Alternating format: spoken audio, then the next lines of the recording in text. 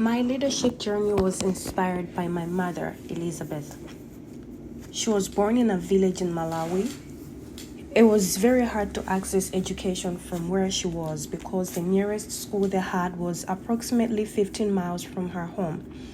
The other thing was that elementary school was not for free, and most of the parents could not afford to pay school fees for their children. As a result, there was no educated person in her village.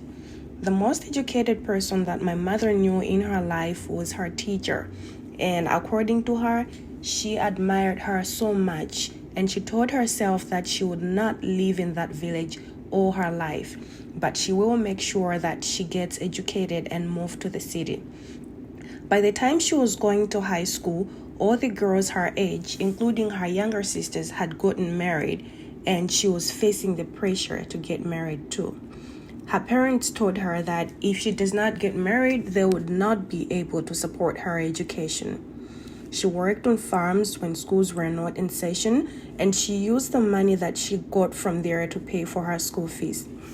Against all odds, in an environment where everyone was taught that girls can never do anything in life except be someone's wife, she graduated from college, making her the first girl in her village to ever graduate high school and college.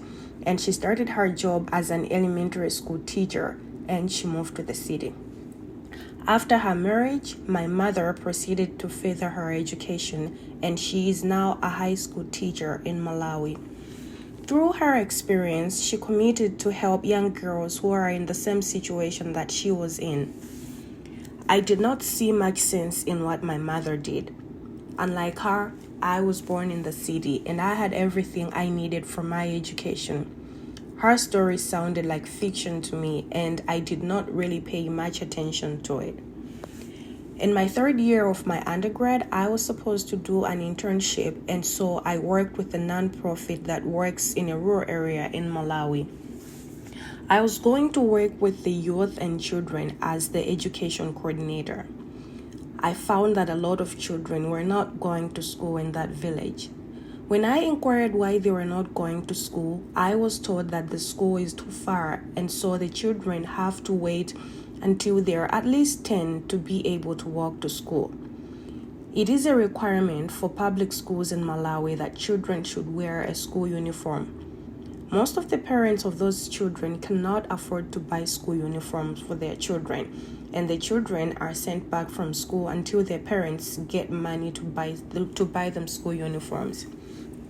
High school education in Malawi is not for free, and so children in the rural areas, once they're done with their elementary education, cannot proceed to high school because their parents cannot afford to pay the high school fees.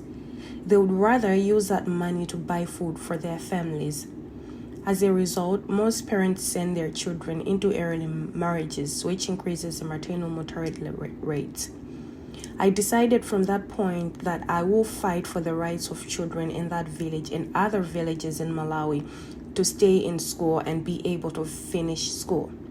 Those children pushed me to think of furthering my education so that I can learn more about educational policies and I can do more research on leadership, hoping that it would help me to work with the Malawi government to consider changing their education policies so that the policies do not only benefit the rich but also those in the rural areas. When I was working in that village, I met a smart 13-year-old girl. Her name was Edna. She was set to be given into marriage. I challenged the parents to keep her in school, and I took up the financial responsibility for her. She is now in her second year of medical school, making her the first girl in her village to ever go to college. I do not have much financial resources to help every kid in that village to be like Edna, but I know that with the knowledge that I gained from my PhD and from my research, I will be able to change the lives of the children in the rural areas of Malawi. My mother inspired me with resilience and empathy. I can achieve anything in life and be able to change other people's lives. And so I have made it a point in my life to do my PhD, and after that I intend on working with the Malawi government and other non-governmental organizations to see how we can help Malawian children to stay in school and also to end the early marriages.